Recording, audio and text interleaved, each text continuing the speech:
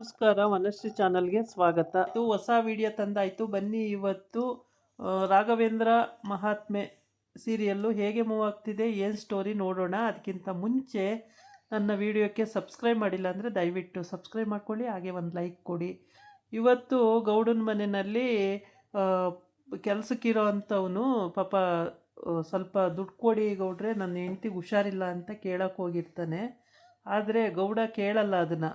ನಿನಗೆ ದುಡ್ಡು ಕೊಟ್ಟು ನಾನು ನಿನ್ನ ಕೆಲಸಕ್ಕೆ ಕೆಲಸ ಮಾಡಿಸ್ಕೋಬೇಕಾ, ಅದು ಯಾವ ಕಾಲಕ್ಕೆ ತೀರ್ಕೊಳ್ಳುತ್ತೆ, ಕೊಡಲ್ಲ ಕಣೋ ಅಂತೇಳಿ ಜೋರು ಮಾಡ್ತಾನೆ. ಇಲ್ಲ ಬುದ್ಧಿ, ಬೇಕೇ ಬೇಕು ನನಗೆ, ನನ್ನ ಹೆಂಡ್ತಿ ಉಳಿಸ್ಕೋಬೇಕು, ನನ್ನ ಹೆಂಡ್ತಿಗೆ ಕಾಯಿಲೆ ಉಳಿಸ್ಕೋಬೇಕು, ಕೊಡಿಸೋ ಬುದ್ಧಿ ಅಂತ ಕೇಳ್ತಾನೆ. ಕೊಡಲ್ಲ ಹೋಗೋ ಅಂತ ಅಂದರೆ, ಇಲ್ಲ ಬುದ್ಧಿ ಬೇಕೇ ಬೇಕು ಅಂತ ಅವನು ಯಾವಾಗ ಜಾಸ್ತಿ ಹಿಂಸೆ ಕೊಡ್ತಾನೋ ಅವಾಗ ಎತ್ತು ಒದ್ದು ಬಿಡ್ತಾನೆ. ಅಷ್ಟು ದೂರ ಹೋಗಿ ಬಿದ್ದುಬಿಡ್ತಾನೆ. ಬಿದ್ದಾಗ ಅವನು ಒದೆಯ ರಭಸಕ್ಕೆ ಆ ಉಂಗುರ ಕೆಳಗೆ ಬಿದ್ದೋಗಿರುತ್ತೆ, ಅವನ ಕೈಯಲ್ಲಿರೋ ಉಂಗುರ. ಆ ಉಂಗುರ ಇವನ ಕೈ ಸಿಕ್ಕುತ್ತೆ, ಆಳ ಕೈಗೆ ಸಿಕ್ಕಿದಾಗ ಅವನಿಗೆ ಮನಸ್ಸು ಒಂದು ಸಲ ಹಂಗೆ ಅನಿಸುತ್ತೆ, ಇದನ್ನು ತಗೊಂಡೋಗ್ಬಿಟ್ಟು ನಾನು ಮಾರಿದ್ರೆ ನನ್ನ ಹೆಂಡ್ತಿನ ಹುಷಾರು ಮಾಡ್ಬೋದು ಅಂತ ಒಂದು ಮನಸ್ಸು ಅನಿಸುತ್ತೆ. ಇನ್ನೊಂದು ಮನಸ್ಸು ಅನಿಸುತ್ತೆ, ದಣಿಗಳಿಗೆ ಮೋಸ ಮಾಡಬಾರ್ದು, ಕೊಟ್ಬಿಡೋಣ ಪಾಪ ಅವರಿಗೆ, ಅವರು ದುಡ್ಡು ಕೊಟ್ಟರು ಕೊಡ್ಬೋದು ಅನ್ನೋ ಒಂದು ಆಸೆಯಿಂದ ವಾಪಸ್ ಕೊಟ್ಬಿಡ್ತಾನೆ. ಆದರೆ ಕದ್ದಿದೀಯಾ ನೀನು ಅಂತ ಹೇಳ್ಬಿಟ್ಟು ಅವನ್ನ ಹಿಡ್ಕೊಂಡು ಚೆನ್ನಾಗಿ ಹೊಡೆದು ಬಿಡ್ತಾರೆ.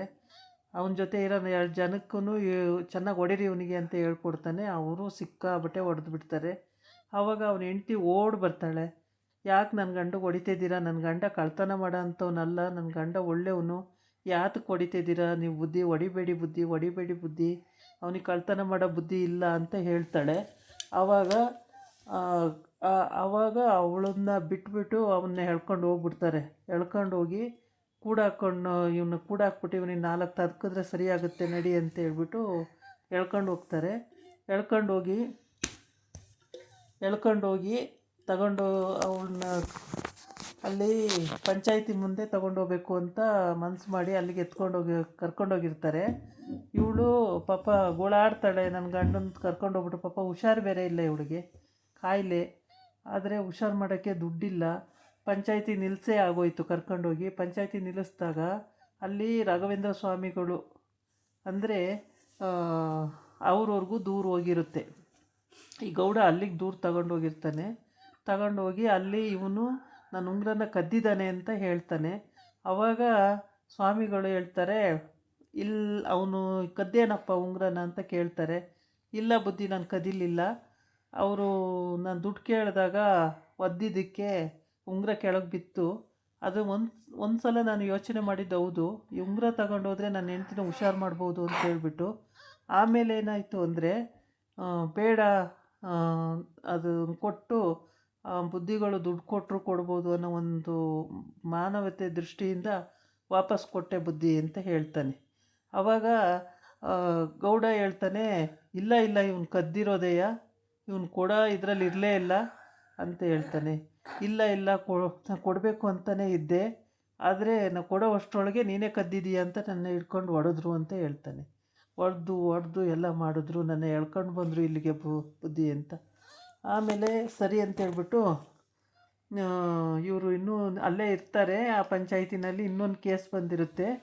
ಅವನ್ನ ಬಲಗೈ ಬಂಟನೇ ಅವನ ಕತ್ತಿಂದು ಸರನ ಕದ್ದುಬಿಟ್ಟಿರ್ತಾನೆ. ಸಾವ್ಕಾರಂದು ಕತ್ತಿನ ಸರ ಕದ್ದುಬಿಟ್ಟು ಅವನ ಜೋಬಿಗೆ ಹಾಕ್ಬಿಟ್ಟಿರ್ತಾನೆ, ನಾಳೆ ಬಟ್ಟೆ ಬಿಚ್ಚಿದಾಗ ಎತ್ಕೋಬೋದು ಅಂತ ಹೇಳ್ಬಿಟ್ಟು. ಆದರೆ ಅಲ್ಲೇನಾಗುತ್ತೆ ಅಂದರೆ, ಅದು ಆ ಗೌಡ ಏನು ಮಾಡ್ತಾನೆ, ಈ ರಾಘವೇಂದ್ರ ಸ್ವಾಮಿ ಹತ್ರನೇ ದೂರ ತಗೊಂಡೋಗಿರ್ತಾನೆ ಅಲ್ವಾ, ನಂದು ಯಾರೋ ಇದನ್ನು ಕದ್ದಿದ್ದಾರೆ ಸರನ, ನನ್ನ ಸರ ಇಲ್ಲ ಅಂತ ಹೇಳ್ಬಿಟ್ಟು. ಆವಾಗ ನಿಮ್ಮ ಸರ ಯಾರೂ ಕದ್ದಿಲ್ಲ, ಯಾರೂ ಕಳ್ತನೂ ಮಾಡಿಲ್ಲ, ನಿಮ್ಮ ಸರ ನಿಮ್ಮ ಹತ್ರನೇ ಇದೆ ಅಂತ. ಇಲ್ಲ, ನನ್ನ ಹತ್ರ ಇದ್ದರೆ ನನ್ನ ಹತ್ರ ಇರ್ತಿತ್ತು, ನನ್ನ ಹತ್ರ ಎಲ್ಲಿದೆ ಸರ, ಇಲ್ಲ ನನ್ನ ಹತ್ರ ಸರ ಅಂತಾನೆ. ಇಲ್ಲ, ನಿಮ್ಮ ಹತ್ರನೇ ಇದೆ ಅಂತ, ನಿಮ್ಮವರೇ ಕದ್ದಿದ್ದಾರೆ, ನಿಮ್ಮ ಹತ್ರನೇ ಇದೆ ಸರ ಅಂತ ಹೇಳ್ತದೆ ರಾಘವೇಂದ್ರ ಸ್ವಾಮಿ. ಆವಾಗ ಅವನಿಗೆ ಆಶ್ಚರ್ಯ ಆಗುತ್ತೆ, ನನ್ನ ಹತ್ರನೇ ಇದ್ದಿದ್ರೆ ಸರ ಎಲ್ಲಿ ಹೋಗ್ತಿತ್ತು, ನನ್ನ ಹತ್ರನೇ ಇರ್ತಾಯಿತ್ತು, ಇವರೇನು ನನ್ನ ಹತ್ರನೇ ಇದೆ ಅಂತ ಹೇಳ್ತಾರೆ, ಎಲ್ಲಿದೆ ನನ್ನ ಹತ್ರ ಅಂತ ನಗ್ತಾನೆ. ಇಲ್ಲ, ನಿಮ್ಮ ಹತ್ರನೇ ಇದೆ ಅಂತ ಕಣ್ಣು ಮುಚ್ಕೊಂಡು ಒಂದು ಸಲ ಯೋಚನೆ ಮಾಡ್ತಾರೆ. ಜ್ಞಾನಕ್ಕೆ ಹೋಗ್ತಾರೆ ರಾಘವೇಂದ್ರ ಸ್ವಾಮಿ. ಜ್ಞಾನಕ್ಕೆ ಹೋದ ತಕ್ಷಣ ಅವ್ರಿಗೆ ಅರ್ಥ ಆಗ್ಬಿಡುತ್ತೆ, ಇದೆ ಅಂತ ಆಯ್ತದೆ. ಆಮೇಲೆ ಸರಿ ಅಂತ ಹೇಳ್ಬಿಟ್ಟು ನಿಮ್ಮ ಬಲಗೈ ಬಂಟ ಆಗಿರೋವಂಥವ್ರೇ ಕದ್ದಿರೋದು ಅಂತ ಹೇಳ್ತಾರೆ. ಅವನಾಗಲೇ ತಲೆ ಕೆಡಿಸ್ಕೊಂಡು ಅವನು ನನ್ನೇನು ಮಾಡಿಬಿಡ್ತಾರೋ ಅಂತ ಅವನು ಹೆದರ್ಕೊಳ್ತಾ ಇರ್ತಾನೆ. ಅಷ್ಟೊತ್ತಿಗೆ ಈ ಸ್ವಾಮೀಜಿ ರಾಘವೇಂದ್ರ ಸ್ವಾಮಿ ಹಾಗಂತ ಹೇಳ್ತಾರ. ಹೇಳಿದ ತಕ್ಷಣ ಈ ಕಡೆ ಜೋಬಿಗೆ ಕೈ ಹಾಕಿ ನೋಡ್ತಾನೆ, ಆ ಜೋಬಲ್ಲಿ ಇರಲ್ಲ. ಎಲ್ಲಿದೆ, ಸುಳ್ಳಲ್ವ ಇದು, ಇಲ್ವಲ್ಲ ಅಂತಾನೆ. ಆಮೇಲೆ ಇದೆ, ನಿಮ್ಮ ಜೋಬಲ್ಲೇ ಇದೆ ಅಂತ, ಕದ್ದಿರೋರು ಇಲ್ಲೇ ಇದ್ದಾರೆ, ಕದ್ದು ಜೋಬಿಗೆ ಹಾಕಿರೋರು ಇಲ್ಲೇ ಇದ್ದಾರೆ, ನಿಮ್ಮ ಜೋಬಲ್ಲೇ ಇದೆ ಅಂತ ಹೇಳ್ತಾನೆ. ಆ ತಕ್ಷಣಕ್ಕೆ ಮತ್ತಿನ್ನೊಂದು ಜೋಬಿಗೆ ಕೈ ಹಾಕಿ ನೋಡ್ತಾನೆ, ಸರ ಇರುತ್ತೆ. ಅರೆ ಸರ ಇದೆಯಲ್ಲ ಅಂತೇಳ್ಬಿಟ್ಟು ಸರ ತೆಗೆದು ಕೈಯಲ್ಲಿ ಇಟ್ಕೊಂಡು ಸುಮಾರು ಹೊತ್ತು ನೋಡ್ತಾನೆ. ಅವನಿಗೆ ಆಶ್ಚರ್ಯ ಆಗ್ಬಿಡುತ್ತೆ, ಏನಿದು ಸರ ಬಂದ್ಬಿಟ್ಟಿದೆಯಲ್ಲ ಇಲ್ಲಿ ಅಂತೇಳ್ಬಿಟ್ಟು.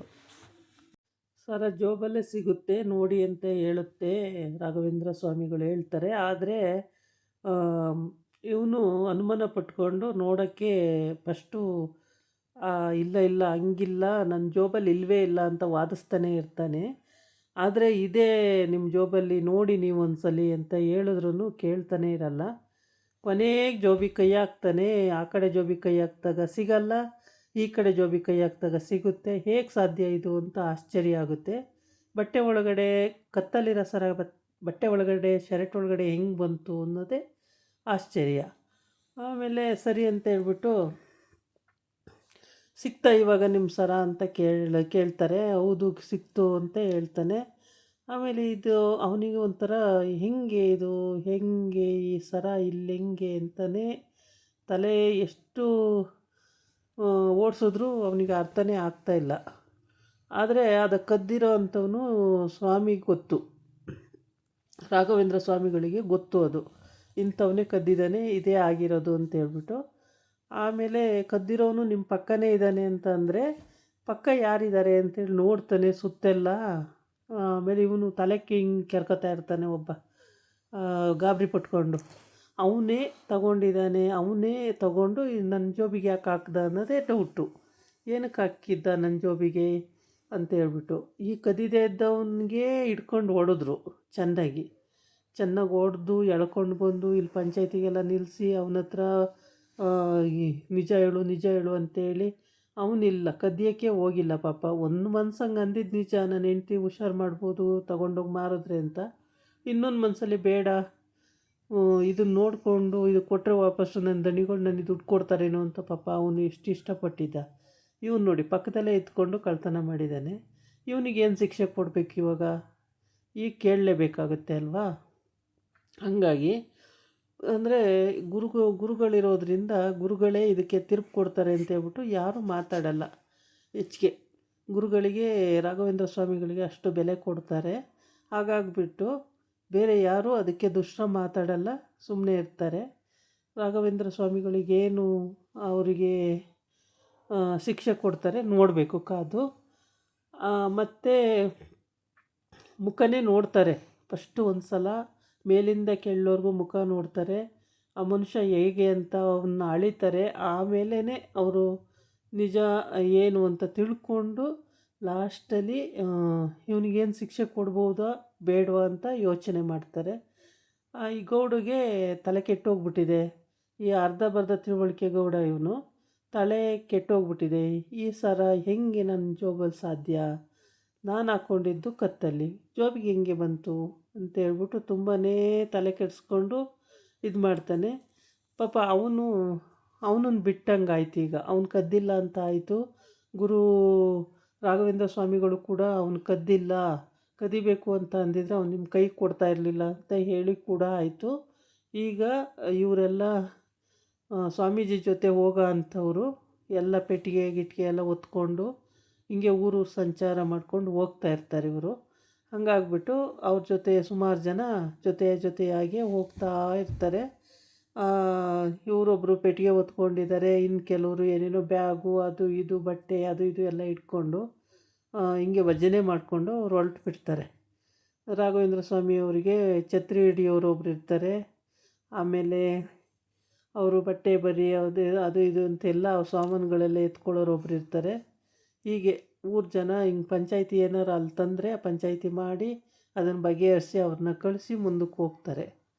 ಹೀಗೆ ಇದು ದಿನನಿತ್ಯ ನಡೆಯೋ ಅಂಥ ಕೆಲಸ. ಅದರಲ್ಲಿ ಎಲ್ಲ ಯಾರಿಗೂ ಅನ್ಯಾಯ ಆಗದ ರೀತಿ ತಿರುಗ್ಕೊಡೋದು ಸ್ವಾಮಿಗಳ ಕೆಲಸ ಆಗಿರುತ್ತೆ. ಸ್ವಾಮಿಗಳು ಅದೇ ರೀತಿ ಕೊಡ್ತಾರೆ, ಯಾರಿಗೂ ಬೇಜಾರನ್ನು ಮಾಡಲ್ಲ, ಯಾರೂ ತಪ್ಪು ತಿಳ್ಕೊಳ್ಳೋಕ್ಕಿಲ್ಲ. ಇದಾಗಿತ್ತು ಇವತ್ತಿನ ವಿಡಿಯೋ. ನಾಳೆ ಇನ್ನೊಂದು ವಿಡಿಯೋ ಜೊತೆ ಬರ್ತೀನಿ. ನಮಸ್ಕಾರ. ಬಾಯ್.